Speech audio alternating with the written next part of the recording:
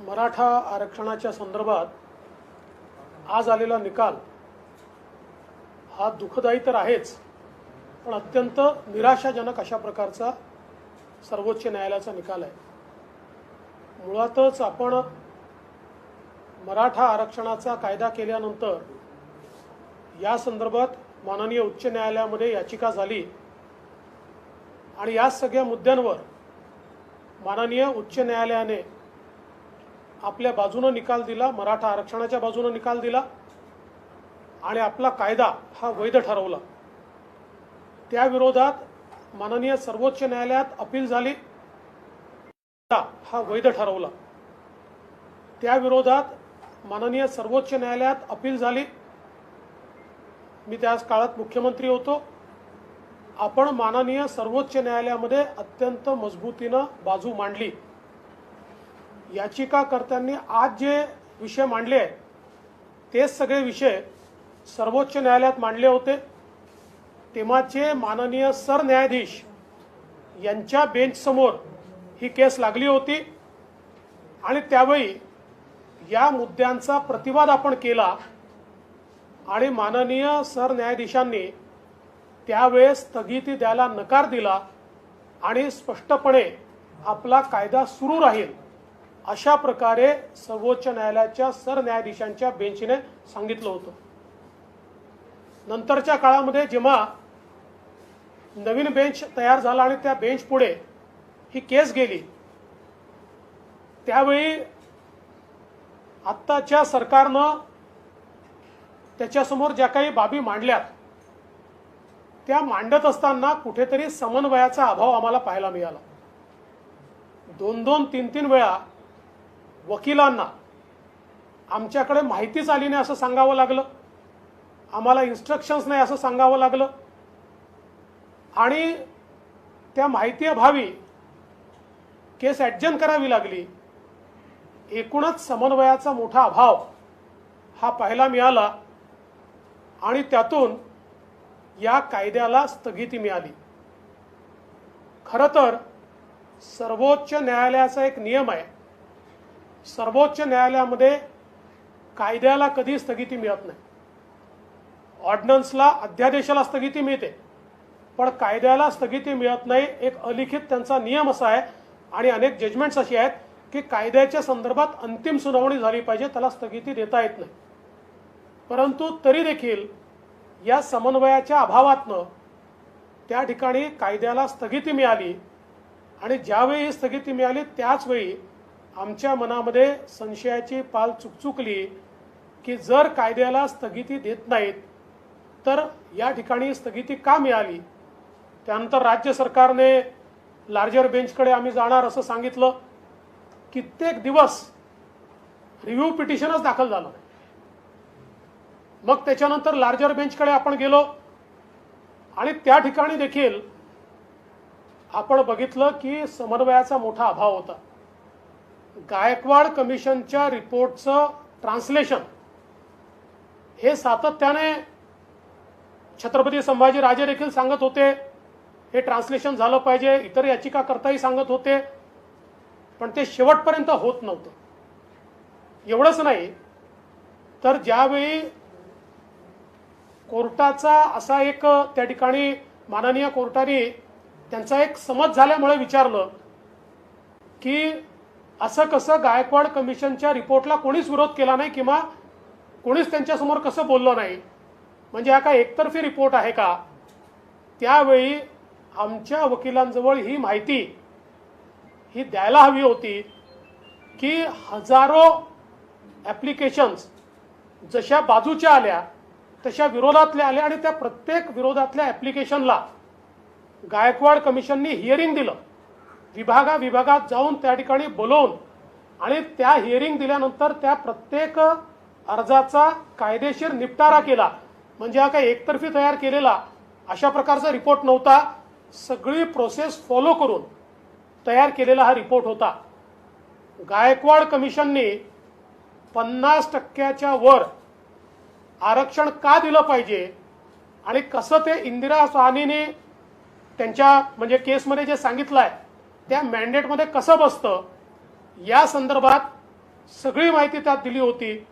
दुर्दैवाने आपण सर्वोच्च न्यायालयाला ते योग्य प्रकारे पटवू शकलो नाही आणि म्हणून माननीय उच्च न्यायालय किंवा त्यानंतर चीफ जस्टिसच्या बेंच पुढे आपण जे करू शकलो ते या ठिकाणी होऊ शकलेलं दिसत नाही आणि त्यातनं त्यांनी 50% वरचं आरक्षण देता येणार नाही असं सांगून हे आरक्षण रद्दबातल केलंय. हे करत असताना आश्चर्याची गोष्ट अशी आहे की इतर सगळी जी राज्य आहेत त्या जवळजवळ 9 राज्यांमध्ये आज 50% वरचं आरक्षण आहे ते मात्र रद्दबातल झालेलं नाही. त्याच्या केसेस चाललेल्या आहेत पण ही केस मात्र या ठिकाणी निकाली निघून आणि हे आरक्षण रद्दबातल झालं आहे. त्यामुळे याही संदर्भात मला असं वाटतं की एक अत्यंत वेगळी अशी परिस्थिती आपल्याला पाहायला मिळते. अनेक बाबी याच्यामध्ये आहेत की ज्या आपण योग्य प्रकारे कोर्टाला पटवून देऊ शकलो नाही. यातली विशेषतः आपला कायदा हा जो संविधानिक संशोधन आहे त्याच्या आधीचा आहे आणि आपण फक्त अमेंडमेंट केलाय.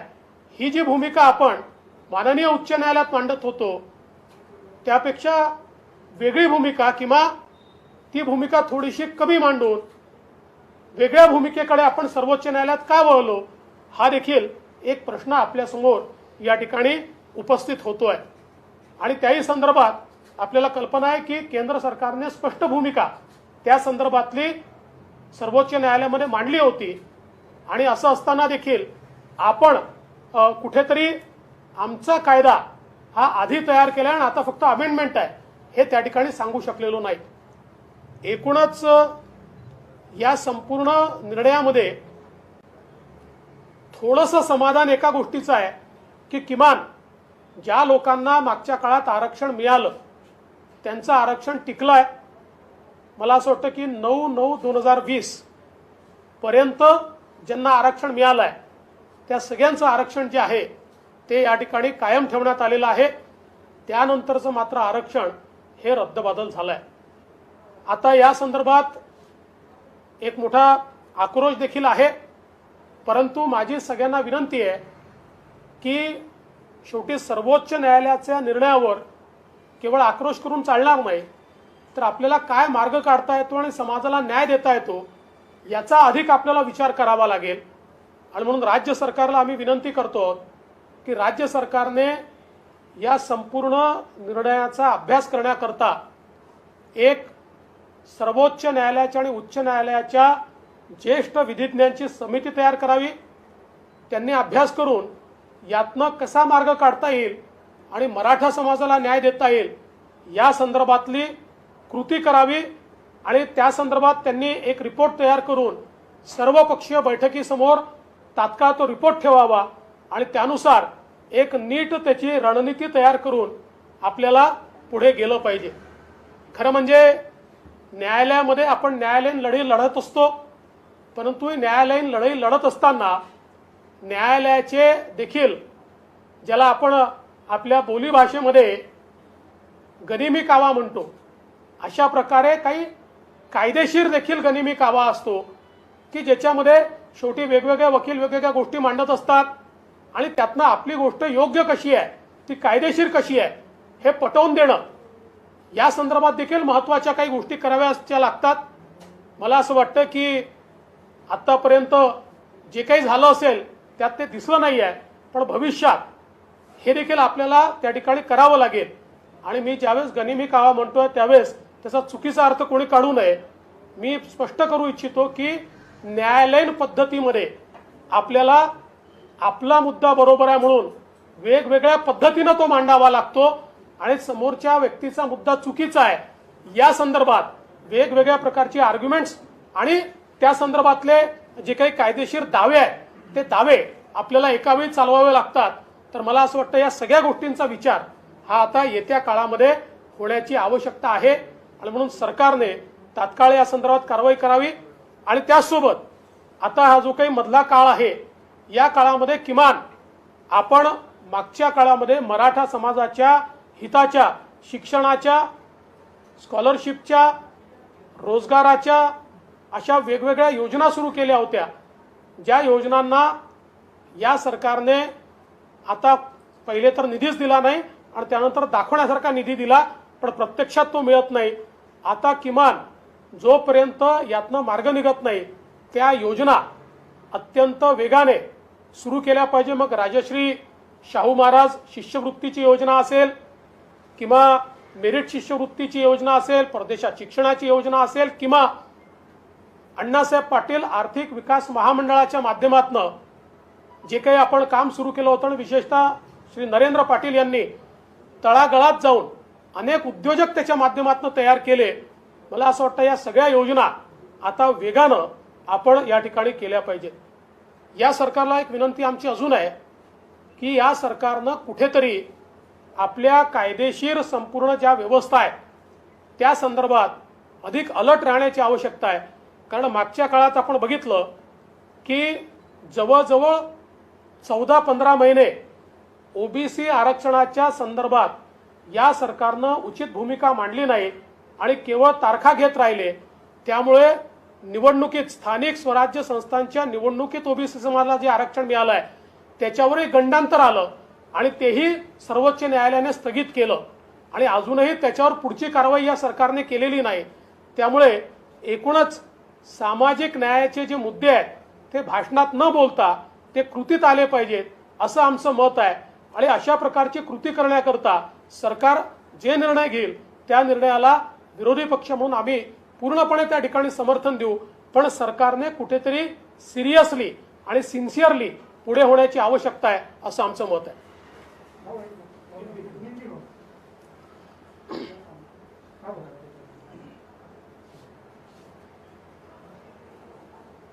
मराठा समाज को जो आरक्षण महाराष्ट्र में कानून के तहत दिया गया था उसको सर्वोच्च न्यायालय ने आज खत्म किया है, स्ट्रक डाउन किया है. हमारे लिए ये बहुत दुखद घटना है. मैं ऐसा मानता हूं कि पिछले समय जब हमने आरक्षण दिया तो ये केस उच्च न्यायालय में गई, हाई कोर्ट ने इस आरक्षण को वैध तय किया. उसके बाद ये केस सुप्रीम कोर्ट में, जिसमें मैं मुख्यमंत्री था तब गई, उस समय के चीफ जस्टिस के बेंच के सामने गई. लेकिन चीफ जस्टिस साहब ने, उस समय के उस बेंच ने उसको स्टे करने से मना किया. किंतु बाद में जब एक नया बेंच कॉन्स्टिट्यूट हुआ और इस सरकार के समय यह केस उस बेंच के सामने गई तो नॉर्मली अध्यादेश जो होता है, ऑर्डिनेंस जो होता है, उसको स्टे किया जाता है. और जो कानून होता है, एक्ट होता है, उसको स्टे नहीं किया जाता. परंतु इसको स्टे मिला और बाद में आज उसको स्ट्रक डाउन किया गया. तो कुल मिलाकर इस सारे मामले में जिस प्रकार से राज्य सरकार ने ध्यान देने की आवश्यकता थी उसको राज्य सरकार ने नहीं दिया.